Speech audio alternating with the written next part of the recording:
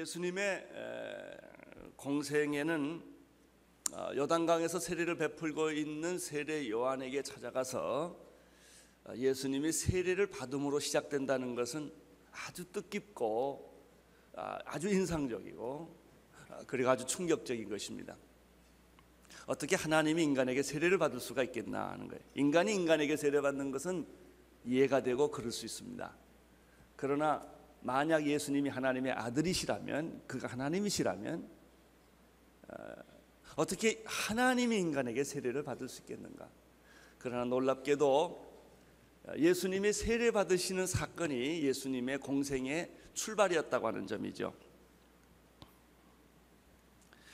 예수님이 하나님의 아들이었고 그 출발이 자기의 죄 때문에 받은 세례가 아니라 모든 인류가 죄로 말미암아 지옥에 가게 되었고 절망하게 되었는데 그 모든 인류를 대신해서 예수님이 세례를 받으셨기 때문에 세례 받자마자 하늘이 열리고 그리고 하늘에서 하나님의 성령이 비둘기처럼 예수에게 임했고 그리고 하늘에서 음성이 났죠. 이는 내 사랑하는 아들이요 내 기뻐하는 자라라는 음성이 들린 것은 바로 이 때문인 거예요. 예수가 세례를 받은 것은 자기 때문에 받은 것이 아니라 여러분과 나 때문에 대신해서 세례를 받아주신 것입니다. 이것이 구원의 상징적인 사건입니다. 세례를 받으신 예수님께서 두 번째로 하신 일은 무엇입니까? 놀랍게도 오늘 성경에 보면 제자들을 택한 일을 먼저 하셨다는 것입니다. 세례를 받으시고 세례 요한이 등장해서 예수님에 대한 증언을 합니다. 그러나 증언하고 난 바로 다음에 예수님께서 하신 것은 병을 고치시거나 설교를 하시거나 이런 일이 아니시고 예수님께서 뭐 좀 위대한 일을 하신 것이 아니시고 기적을 베푸신 것이 아니시고 예수님이 바로 제자들을 먼저 선택했다고 하는 사실입니다. 오늘 4명의 제자를 선택하는 말씀이 나오는데 본문이 너무 내용이 많기 때문에 오늘은 반을 쪼개서 2사람만 이야기를 하게 됩니다. 여러분 여기서 여러분이 느끼는 것, 이 말씀을 이렇게 보면서 배우는 것이 무엇입니까? 그것은 예수님이 사역, 일보다 사람을 중히 여겼다는 겁니다. 대부분의 많은 사람들은 일이 먼저 보이고 일을 합니다. 사업도 먼저 하죠. 사람 안 키우고 사업을 합니다.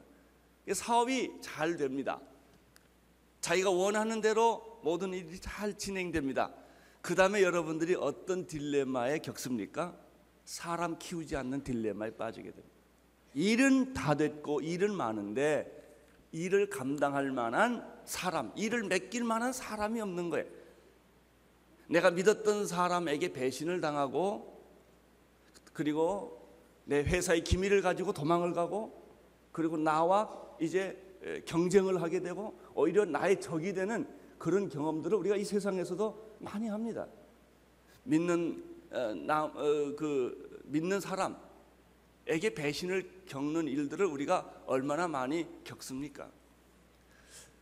이런 뼈아픈 교훈을 겪으면서도 우리는 계속해서 사람보다는 일을 우선하는 그런 경우가 많습니다.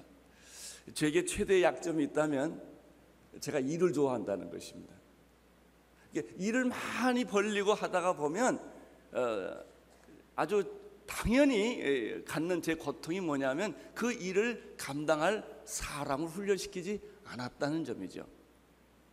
예수님께서도 그렇게 하실 일이 많이 있지만 그가 세례를 받으시고 공생애를 시작하자 마시자 그가 제일 먼저 하는 일은 일을 벌리시는 것이 아니라 사람을 택하시고 훈련시키시고 그 사람을 준비하는 일을 먼저 하셨다는 한 사실. 오늘 이 사실에 오늘 우리가 배워야 할 영적 교훈이 있고 또 우리가 받아야 할 은혜가 여기 있습니다. 여러분, 예수님께서 사람을 먼저 뽑으시고 그들을 일꾼으로 양육하시며 그 일의 대부분, 예수님의 생애의 대부분, 특별히 공생애가 3년 있는데 3년이라고 십자가에 못 박혀 죽으셨습니다. 3년 동안 그가 하신 일의 거의 대부분은 무엇일까? 사람 키우는 일이었다. 그러면 예수님이 사람을 선택하시고 사람을 키우시는 그 원리는 무엇인가? 오늘 여기에 그 원리를 발견할 수가 있어요. 예수님은 어떻게 사람을 선택하시고 어떻게 사람을 키우셨는가? 결국 여러분이나 나나 세상에 살든지 영적인 일을 하든지 이 문제는 다 똑같아요. 세상 일도 사람 키워야 하고요, 후계자 키워야 합니다. 그래야 내가 했던 일들이 내가 죽은 후에도 계속될 수가 있고, 내가 만들어 놓은 기업도 계속할 수도 있는 것이고, 내가 이루어진 학문도 누군가에 의해서 계속될 수가 있는 거죠. 결국 사람 키우는 거예요. 하나님의 일도 예수님에 의하면 먼저 12제자를 선택하시고 키웠고 양육했다는 것이죠.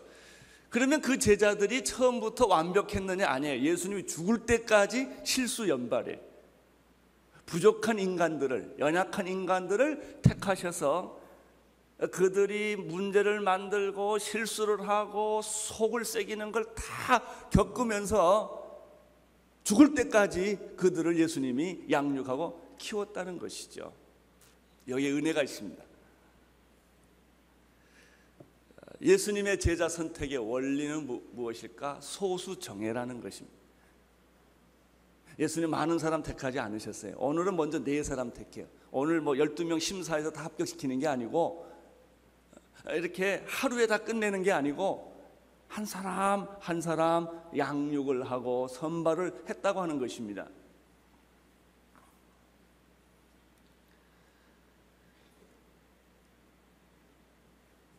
우리들의 실수는, 대개 우리들의 이렇게 이 잘못은 숫자와 양에 예민한 것입니다.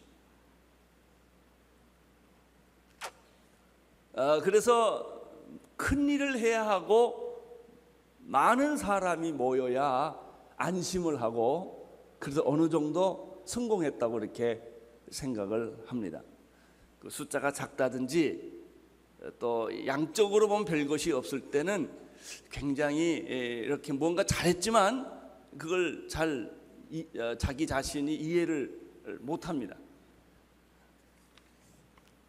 집도 커야 하고 월급도 많아야 하고 높은 자리에 올라가야 하고 그렇습니다. 여러분, 제가 만나본 사람 가운데 높은 위치에 있을수록 유명할수록 이름이 날수록 부부관계가 복잡합니다. 다 그런 건 아니지만, 그러나 우리는 그 부부의 성공도 그런 객관적인 기준에 의해서 늘 생각하기가 쉽다는 거예요. 이게 오늘 이 말씀을 통해서 먼저 우리가 배우는 것은 사람보다 일보다 사람이 소중하다는 사실을, 그 원리를 배우는 것입니다. 양보다 질이 중요하다고 하는 것은, 여러분, 양이 많이 모여서 질이 되는 것이 아니라 질이 양을 만든다는 사실을, 불특정 다수인 대중보다 선택된 소수가 중요하다는 사실을 오늘 여러분들이 예수님을 통하여 배울 수 있게 되기를 바랍니다. 여러분이 하는 것이 옳다면 숫자가 작아도, 눈에 보이는 것이 별 볼일 없어 보여도 이것이 중요하고 우리가 가야 할 길이 이 길이라고 하는 사실을 우리 오늘 예수님의 제자 선택의 원리를 통하여 배울 수 있는 것이죠. 교회의 부흥과 성장의 원리도 마찬가지입니다.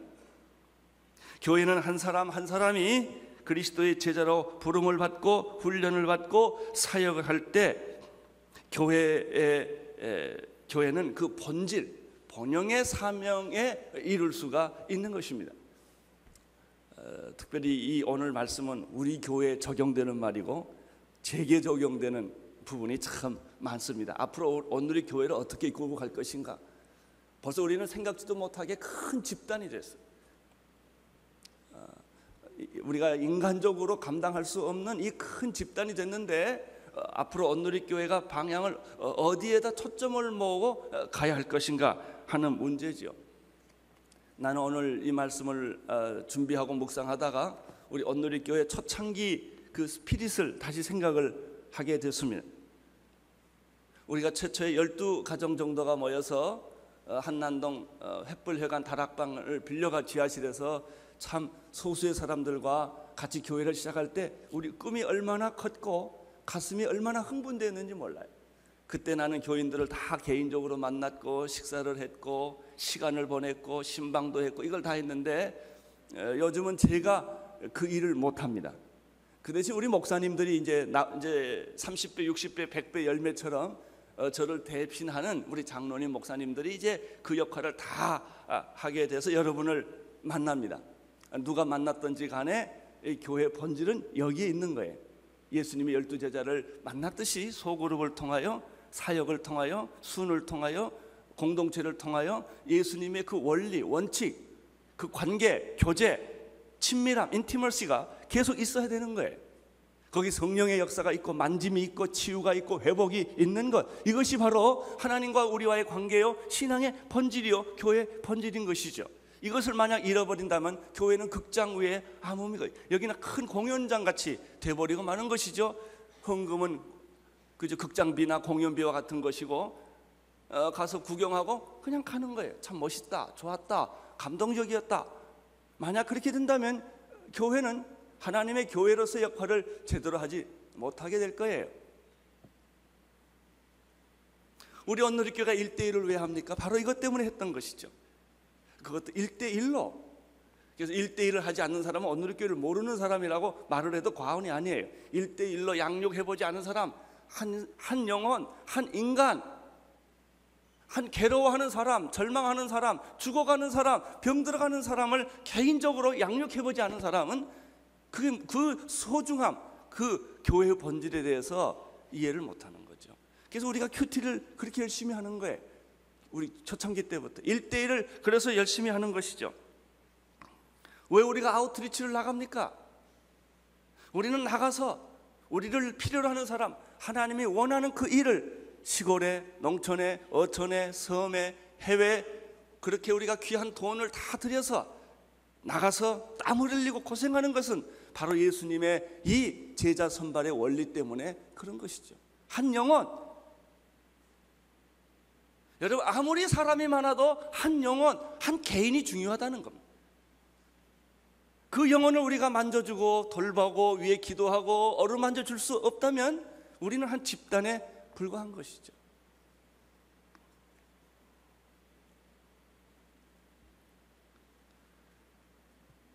그래서 여러분, 이래서 교회가 제자 양육이 중요합니다. 제자 양육이 없는 교회는 교회 본질에 접근하기가 아주 어렵습니다.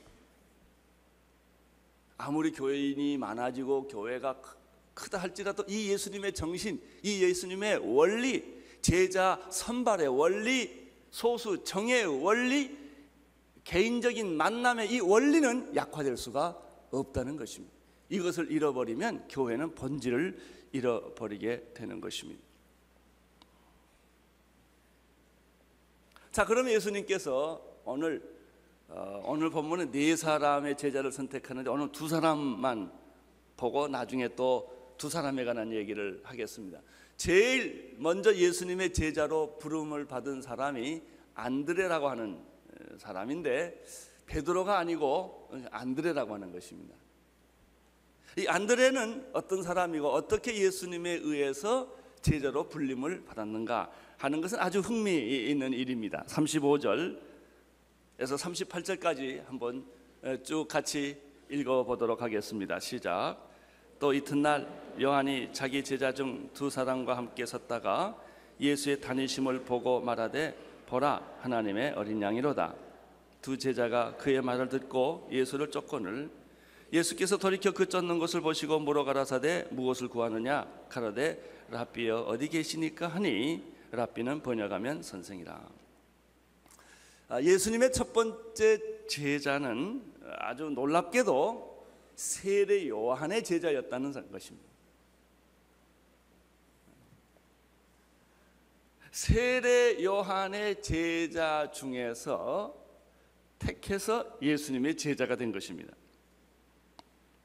우리는 여기서 또 안드레의 경우를 보면 제자란 아무나 택해진 것이 아니라 잘 훈련되고 준비된 사람 중에서 뽑는다는 것을 알 수가 있습니다.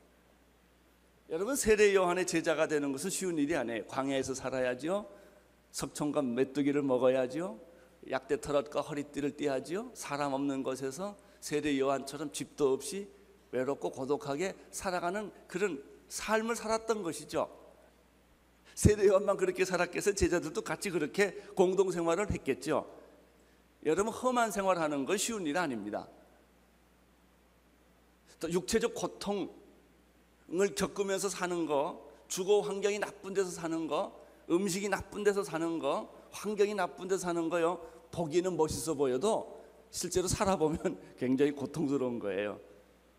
예수님의 제자들이 그렇게 세례 요한의 제자들이 세례 요한과 함께 그렇게 살았다는 얘기는 세례 요한의 제자들이 굉장한 수준의 사람들이었고 훈련된 사람이었다고 하는 것을 볼 수가 있죠.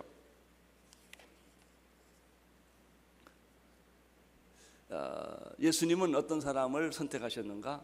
잘 훈련된 사람, 그리고 준비된 사람 중에서 먼저 사람을 택했다는 것입니다. 어떻게 세례 요한의 제자들이 예수님의 제자가 될 수 있었을까요? 두 가지가 있습니다. 세례 요한은 따라다녔기 때문에 줄 잘 서야 됩니다. 세례 요한의 제자였기 때문에, 세례 요한의 관심은 예수님이었기 때문에, 예수님이 지나가신 걸 보고 세례 요한이 뭐라고 그랬죠? 보라, 세상 죄를 지고 가는 하나님의 어린 양이로다. 이것은 세례 요한의 메시지의 요체예요. 핵심이에요. 결론이에요. 전부예요. 보라, 세상 죄를 지고 가는 하나님의 어린 양이로다. 내가 저 사람을 위하여 이 세상에 태어났고 저 사람을 위해서 살다가 저 사람을 위해 죽을 거다. 이게 세례 요한이에요.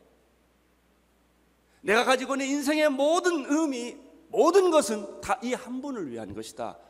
세례 요한은 그렇게 생각을 했죠. 그 말을 누가 들었습니까? 제자들이 그 말을 들은 거예요. 자기 스승이 하는 말을 들은 거예요. 우리 스승의 결론이 뭐냐? 우리 스승의 비전이 무엇이냐? 우리 스승의 목표가 뭐냐? 인생의 의미가 뭐냐? 그들이 따라다녀 보니까 예수였다는 것이죠. 예수였다. 나는 여러분의 비전, 여러분의 목표, 여러분의 인생 전체가 예수가 되기를 바랍니다. 여러분을 만나는 사람, 여러분을 찾아오는 사람, 여러분에게 배우는 사람이 배울 것은 여러분의 학문이나 여러분의 노하우가 아니라 예수 그리스도, 우리 스승은 예수님만 얘기한다. 예수님만 얘기한다. 따라서 나는 우리 스승을 보는 것이 아니라 우리 스승이 그렇게 그리워하고 그렇게 사모하고 그렇게 그 비전을 가졌고 그 인생의 목표였던 예수를 내가 보는 것이다. 제자들이 그렇게 말해요. 그게 제자입니다. 내 제자란 없습니다. 예수님의 제자일 뿐이죠. 이 세례 요한의 제자들이 세례 요한을 보면서 배운 것은 예수였다. 보라, 세상 죄를 지고 간 하나님의 어린 양이었다.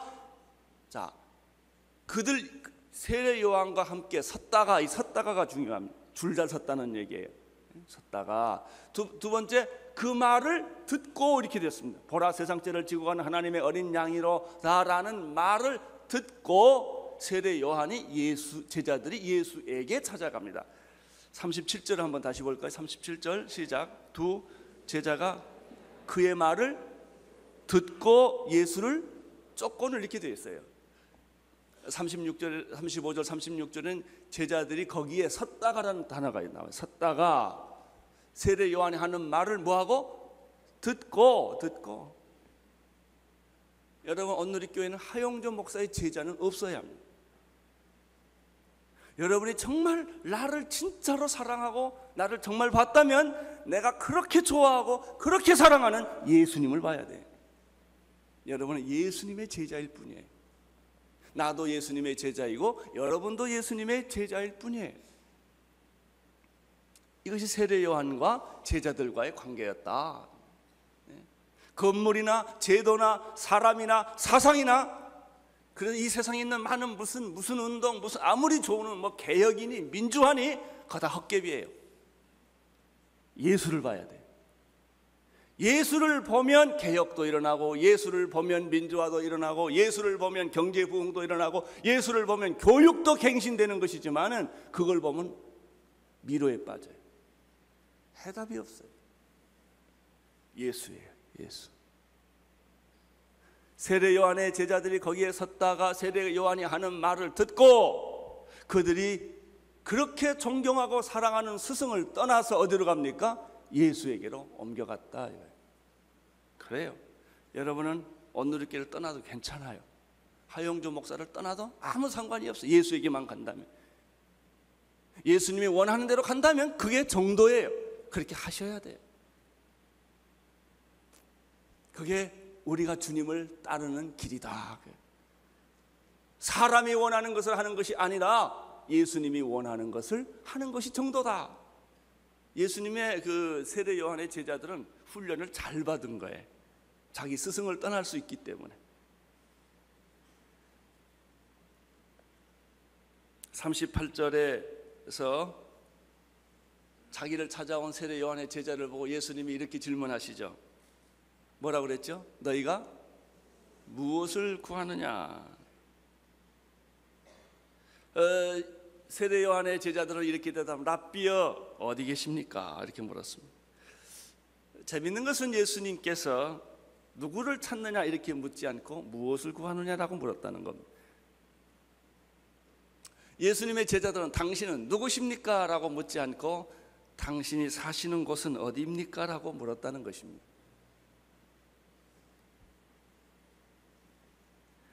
그 세례 요한의 제자들이 알고 싶었던 것은 예수님의 거처였습니다. 대개 그 거처를 보면 그 사람을 알거든요. 이때 예수님께서 뭐라고 말씀하셨죠? 참 재미있는 말씀을 하세요. 39절을 보십시오. 39절 시작. 예수께서 가라사대 와보라. 그러므로 저희가 가서 계신 데를 보고 그날 함께 거하니 때가 제 10시쯤 되었더라. 오후 한 4시쯤 됐겠죠. 마태복음 8장 20절에 무슨 말씀이 있습니까? 여우도 굴이 있고 공중나는 새도 깃들일 것이 있지만 인자는 머리 들 것이 없다라고 말씀하셨죠. 분명히 예수님이 거하시는 것은 화려하거나 편하거나 멋있는 장소는 아니었을 거예요. 예수님께서 그렇게 말씀을 하셨기 때문에 오늘은 이곳 내일은 저곳 아마 이렇게 소박하게 사셨고 소박하게 잡수셨고 그러셨을 겁니다. 그런데 예수님이 뭐라고 하셨어요? 와 보라라고 했어요. 여러분 누추하게 사는데 꼭 오십시오. 꼭 오십시오. 이렇게 말하는 건 쉬운 일이 아니에요. 좀 괜찮고 이렇게 다 보여줄만 할 때 와보라는 것은 괜찮은데 뭐 이런 데서 다 사나. 제가 영국에 한 2년 반 있는 동안에 존 스타트 목사님이라는 집에 초대를 받았습니다.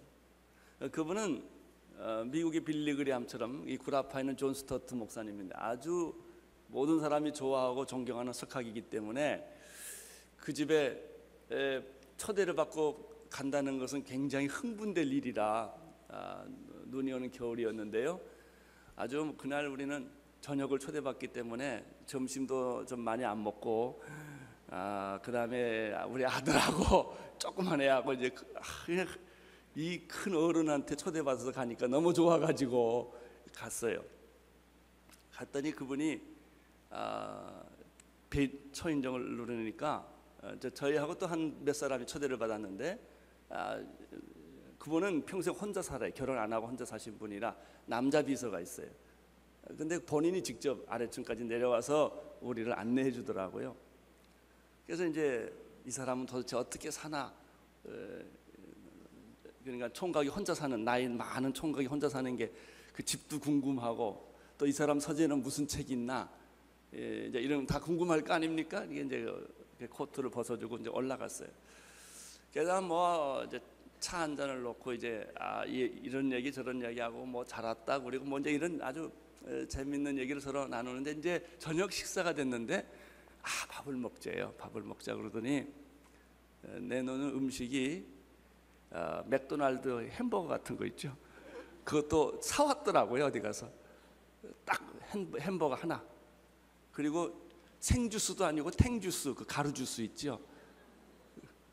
그거를 대접을 해요. 그 대신 이제 그 시간에 맞춰 따끈따끈하게 주는데 먹으라고, 하나 더 먹을 수 있다고 더 먹으라고. 그래서 저희는 굉장히 좀 황당했어요. 이렇게 좀 나이스한 디너일 줄 알았는데 그냥 이렇게 싸진 칩하고 이렇게 해서 딱 주더라고요. 근데 이 주는 표정이 절대 갈등이 없어요. 갈등도 없고 미안한 것도 없고 많이 먹어라, 이거 많이 먹어라. 그래서 이제 그거 벗겨가지고 이제 먹었죠. 근데 이분의 관심은 먹는 데 관심이 있는 게 아니고 와서 이야기하는 데 관심이 있더라고요. 먹는 것은 그래서 간단하게 치우고 그 다음에 1시간 이상을 이런 얘기 저런 얘기를 하는데, 제가 그 사실 하나 때문에 두고두고 지금까지 그 인상이 있어요. 참 좋은 저녁이었다. 내가 잊을 수 없는 저녁 초대였다. 제가 이분 그 밑에서 런던 인스티튜트에서 한 학기 공부를 했는데, 우리는 밥을 먹으면 꼭 설거지를 해야 합니다. 그래서 저도 날에 가서 이제 설거지를 하는데, 존 스타트 목사님 저보다 키가 크시거든요. 이렇게 봐보면 그 사람이 내 옆에 와서 같이 설거지를 하는 거예요. 이 만남이라는 게 이런 거구나. 삶이라는 것이 이런 거구나. 뭐가 중요한가 하는 것을 제가 그때 그분을 통해서 배웠어요. 자, 보십시오. 세례 요한의 제자들이 예수님의 사는 것을 가보고 나서 충격을 받은 거예요. 그리고 그들이 바로 그 순간에 결정을 한 거예요. 내가 이제 세례 요한의 제자를 끝내고 예수님의 제자가 돼야 되겠구나. 예수님의 사신 것을 보고 그와 함께 거하기 시작을 한 거예요.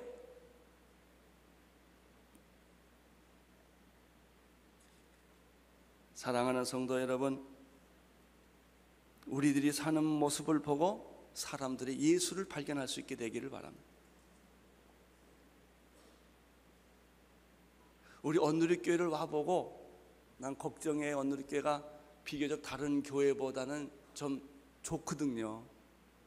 잘생겼거든요. 사람도 많거든요. 시설도 좋거든요. 예수님을 보지 못하고 이런 것을 보면 어떡하나, 그런 생각이 있어요.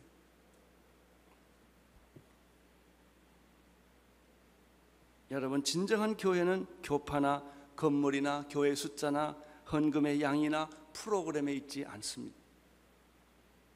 진정한 교회의 모습은 사랑과 헌신과 희생과 비전과 희망이 있느냐. 비록 우리가 가진 것은 별 볼일 없고 우리의 지위는 높은 것도 없지만, 그러나 이 공간에 오면, 이 집단에 오면 정말 희망이 넘치고 서로가 서로를 격려하고 서로가 서로를 돕고 서로 양보하고 서로 축복하고 서로 하나 되는 그런 희생과 헌신과 아름다운 모습, 그런 것이 이 교회에 있느냐, 이 중요해요. 와보라. 예수님이 하셨어요. 와보라. 나 있는데 와보라. 내 집에 와봐라. 내 부엌에 와봐라.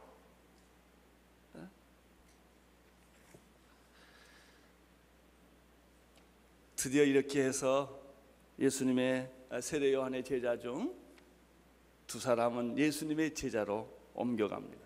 이것이 제자의 시작입니다. 두 번째 제자는 우리가 잘 아는 베드로입니다. 베드로는 어떻게 선택을 받았을까요? 40절, 41절을 보시기를 바랍니다. 시작. 요한의 말을 듣고 예수를 쫓는 두 사람 중에 하나는 시몬 베드로의 형제 안드레라. 그가 먼저 자기의 형제 시몬을 찾아 말하되 우리가 메시아를 만났다 하고, 메시아는 번역하면 그리스도라. 데리고 예수께로 오니 예수께서 보시고 가라사대 네가 요한의 아들 시몬이니 장차 게바라 하리라 하시니라. 개반은 번역하면 베드로라.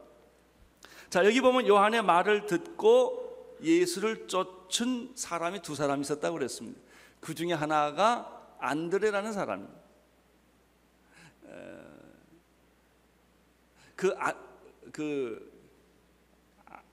앙드레 킴 있죠?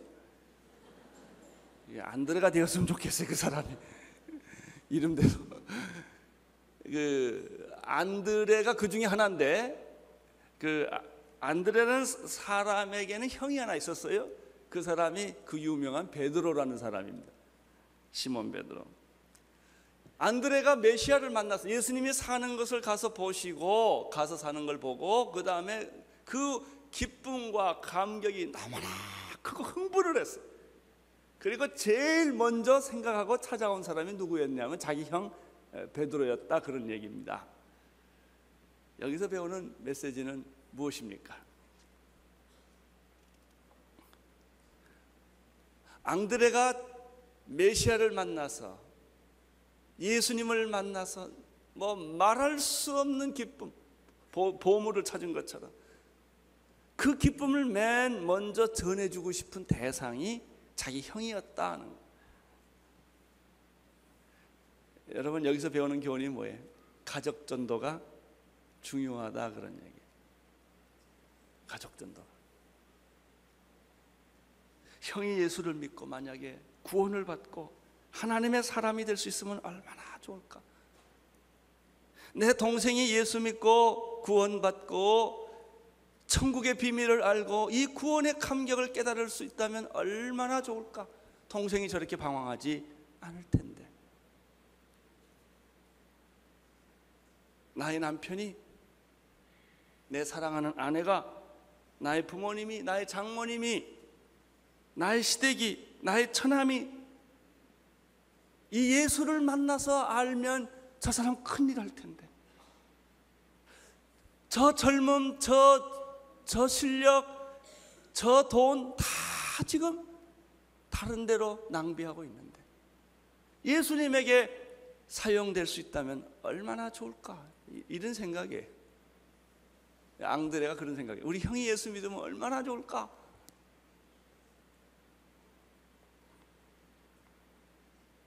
시편 133편 1절에 보면 형제가 연합하여 동거하며 어찌 그리 선하고 아름다운 거. 형제가 예수 믿는 거요, 참 보기 좋아요. 보기 좋아. 근데 대부분 또 형들, 가족이 예수 믿으면요 한 교회를 안 다니는데, 형은 이 교회 다니고 동생은 저 교회 다녀요. 그것도 이상해. 둘이 같이 교회 안 다니더라고요. 근데 여기를 보면 그 경쟁, 대개 이거 왜냐하면 경쟁해서 그러거든요, 서로가. 여러분, 형제가 사랑하는 거 얼마나 좋아요. 나는 최근에 우리 교회를 오시는 한 교수님을 만났는데, 그분은 암 전문의 의사였다가 목사가 되신 분이에요. 그런데 이분도 이제 신학 박사가 돼서 교수가 됐고, 또 이분의 처남이 있어요. 처남도 교수가 돼서 고든 코넬 교수로 이번에 갔더라고요. 그러니까 처남과 같이 신학교 가서 목사가 돼가지고 교수가 둘 다 됐는데, 그걸 보니까 참 보기가 좋더라고요. 그거 얼마나 좋아요. 사돈이 같이 예수 믿고, 예? 형제가 같이 예수 믿고, 그래서 하나님의 일을 가족끼리 같이 하고, 형도 하고 동생도 하고 삼촌도 하고 아우도 하고 누님도 하고, 이렇게 전부 하는 게 얼마나 좋아요. 이런 면에서는 저희 가족은 복받은 가족 중에 하나입니다. 저희 형님이 목사고요, 저희 누님이 목사 부인이고요, 셋째인 제가 목사고요, 넷째 하나가 좀 아직도 아니에요. 해외에서 사는데 변호사 부인이에요. 그리고 다섯째가 우리 김중원 선교사, 하신주 선교사고요. 여섯째가 하용인 선교사예요. 그래서 가족 전체가 다 부름받아 나소님을 하니까 그 참 좋아요. 형제가 연합하여 동거하며 어찌 그리 선하고 아름다운 거. 내 아들이 목사 되면 얼마나 좋겠어요. 내 딸이 선교사로 가면 얼마나 좋겠어요. 예? 이 가족이 하나님의 일을 같이 하는 거예요. 이게 안드레에게 있었다는 거예요. 주 예수를 믿으라. 그리하면 너와 내 집이 구원을 얻으리라. 나는 여러분의 가족들 중에서 위대한 하나님의 일꾼들이 나타나기를 바랍니다. 근데 안드레가 그 베드로에게 전도를 했는데 여기서 또 하나 우리가 건질 게 있어요. 뭐냐면 안드레보다 베드로가 더 큰 인물이었다는 거예요. 여러분, 내가 큰 그릇이 아닌 것 때문에 고민하지 마세요. 큰 그릇을 데려오면 돼요. 안드레가 데려온 사람이 누구냐? 베드로였다는 거예요. 근데 안드레는 그 형에 대해서 질투를 하지 않았다는 거예요. 형제의 최대의 문제는 서로 질투예요. 그래가지고 동생이 하는 기업을 다 뺏는 거예요. 형이 하는 기업을 뺏는 거예요. 한번 해보자 이거예요. 너나 나나. 형제끼리 서로 경쟁하고 서로 라이벌 되는 경우를 우리가 세상에서 얼마나 많이 봐요. 형이 동생을 밀어주고 동생은 형을 존경하고, 이런 관계가 얼마나 좋은 거예요 사실은. 그러나 대부분의 세상은 그렇지 않아요. 피를 같이 받은 형제들도 서로 경쟁하고 서로 투쟁하고 하는 것들을 세상에서 우리가 많이 본단 말이죠. 이 안드레는 형이 잘 되는 것에 대해 질투를 하지 않았어요. 형이 잘 되도록 그분을 예수님께로 인도해 주신 거예요. 42절을 보세요. 시작. 데리고 예수께로 오니 예수께서 보시고 가라사대 내가 요한의 아들 시몬이니 장차 개발하리라. 재미있는 거 보십니까? 여기서 베드로가 아무 말도 안 했어요. 그냥 왔어요. 그 예수를 이렇게 봤어요. 그런데 예수님이 뭐라고 그랬냐면 내가 시몬이지 이름 바꿔 내 이름은 게바야, 딱 이랬다고요. 자, 우리가 여기서 세례 안드레의 경우는 훈련되고 세례 요한에서 잘 준비된 사람이 제자로 선택됐지만 베드로 같은 경우는 또 전혀 다른 스타일이라는 거예요. 자, 여기서 배우는 게 뭐냐면 하나님이 우리를 부르실 때 여러 종류의 여러 배경에 있는 사람을 하나님이 택한다는 것이죠. 꼭 공부 잘하고 훈련된 사람만 택하는 것도 아니고 뭐 다 깨닫고 아는 사람만 택하는 것도 아니고 누구 마음에? 하나님 마음. 하나님 마음에, 예수님 마음이에요.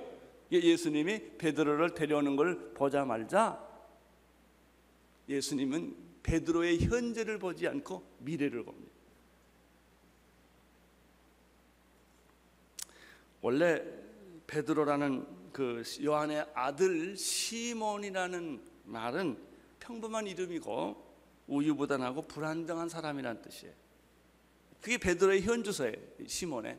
내가 요한의 아들 시몬이지. 예수님 그러신 거예요. 예수님이 보신 것은 뭐예요? 베드로의 현재를 보지 않았어요. 베드로의 미래를 봤어요. 그 안에 있는 엄청난 잠재력을 예수님이 보신 거예요. 사랑하는 성도 여러분, 예수님은 여러분의 현재를 보시지 않고 여러분의 미래의 엄청난 잠재력을 보시고 계신다는 사실입니다. 현재 우리는 별 볼 일 없어요. 준비가 안 됐어요. 성격이 급해요. 나는 정말 하나님이 쓸만한 그릇이 아니에요. 그러나 예수님의 관점은 거기가 아닙니다. 내가 나를 따르면, 내가 내 제자가 되면, 이제 내가 내 말 가운데 거하면 너는 변화를 받을 것이다. 변화를 받게 되면 10년 후에, 5년 후에, 20년 후에 너는 이러한 위대한 하나님의 일꾼이 될 것이다. 예수님이 그걸 본 거예요. 너는 요한의 아들 시몬아, 너는 지금은 우유부단하고 별 볼 일 없고 그리고 아무 일도 할 것 같지 않지만 그러나 나는 너의 미래를 안다. 너의 잠재력을 안다. 내 이름은 게바다. 게바라는 말은 말이죠, 반석이라. 반석 같은, 우유부단한 사람이 아니라 반석 같은 사람, 하나님이 쓰시는 사람, 나중에 순교까지 할 수 있는 그런 믿음의 거인으로 너는 변하게 될 것이다. 이걸 헬라 말로 번역하면 베드로라는 뜻이에요. 베드로라는 말은 돌이란 뜻이고 다 맡은 거예요. 게바는 이 반석이란 뜻인데 아람어예요. 너는 게바다. 너는 베드로다. 너는 시몬이 아니야. 할렐루야. 이렇게 해서 예수님이 베드로를 선택을 합니다. 사랑하는 성도 여러분, 예수님은 여러분의 미래를 보십니다.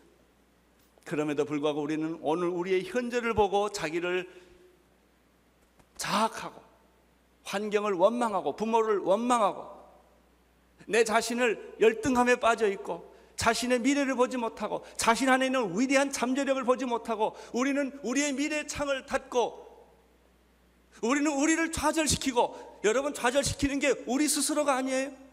다른 사람이 나를 좌절시키는 것이 아니라 내가 나의 미래를 막고 내가 스스로 절망하고 좌절하고 포기하는 것은 다른 사람이 아니라 내 자신이 아닙니까? 그리고 우리는 모든 사람을 부모 핑계대고 환경 핑계대고 나라 핑계대고 우리는 모든 그런 다른 이유로 자기 스스로가 절망을 해놓고 다른 사람한테 다 이 핑계를 대는 거예요. 심지어 자살하지 않습니까? 왜 자살해? 앞이 안 보이니까, 더 이상 갈 길이 없으니까 스스로 자살해버리잖아요. 사랑하는 성도 여러분, 오늘 예수님의 선발의 원리를 다시 보십시오. 예수님은 그 사람의 현재를 보지 않고 미래를 보았습니다. 나를 따라오라. 나 볼게. 나를 따라오라. 내가 너를 사람 낚는 어부가 되게 할 것이다. 내 인생은 변할 것이다. 내가 나를 따라오기만 하면, 내가 나의 제자가 되기만 하면 내 인생은 변할 것이다. 너는 내 자신이 상상하지 못했던 삶을 살게 될 것이다. 축복의 삶을 살게 될 것이다. 민족을 변화시키는 삶을 살게 될 것이다. 세상을 변화시키는 삶이 내게 있다. 내 안에 있다. 왜 너는 내 자신을 감옥을 만들어 놨느냐? 왜 너는 내 자신이 쓸데없는 사람이라고 맞느냐? 왜 너는 내 자신을 자포자기하고 내 자신을 죽였느냐 말이죠. 예수님의 관점에 너는 시몬이 아니다. 너는 게바다. 너는 반석이 될 것이다. 그리고 내 이름 위에 교회는 세워지게 될 것이다. 할렐루야. 사랑하는 성도 여러분, 나이가 늙기 때문에 고민하는 사람이 없게 되기를 축원합니다. 나이의 문제가 아닙니다. 여러분, 아브라함은 75세 시작하지 않았습니까? 부름을. 나이가 아니에요. 여러분, 건강도 아닙니다. 나 같은 건강을 가지고 무슨 일을 할 것이냐? 그런 소리 하지 마세요. 나를 보세요. 그런 소리 하지 마세요. 건강이라는 거 아니에요. 나이가 일하는 거 아니에요. 돈도 없는데 무슨 일을 할 거냐? 돈이라는 게 아니라고요. 믿음이 일을 해요. 비전이 일어나는 것입니다. 하나님은 나의 미래를 보고 계세요. 나의 잠재력을 보고 계세요. 내가 변할 것을 하나님은 보고 계셔요. 사랑하는 성도 여러분, 예수님이 그래서 베드로를 택하는 거 아십니까? 제자로 받아들입니다. 안드레를 제자로 받아들입니다. 베드로를 제자로 받아들입니다. 여러분은 예수님의 제자가 될 수 있습니다. 여러분은 정말 위대한 일을 할 수 있습니다. 여러분의 자녀는 정말 놀라운 사람이 될 줄로 나는 믿습니다. 기도를 계속하고 있다면, 포기하지 않는다면, 여러분이 예수님의 말씀에 순종하고 제자가 되기를 원한다면, 여러분이 모르는 사이에 여러분의 인생은 변할 것이고, 세계관은 변할 것이고, 여러분의 가치관이 변할 것이고, 여러분의 목표가 변할 것이고, 여러분의 꿈이 달라질 것을 저는 믿습니다. 나를 따라오라. 나를 따라오라. 내가 너희를 사람 낚는 업으로 만들어 줄 것이다.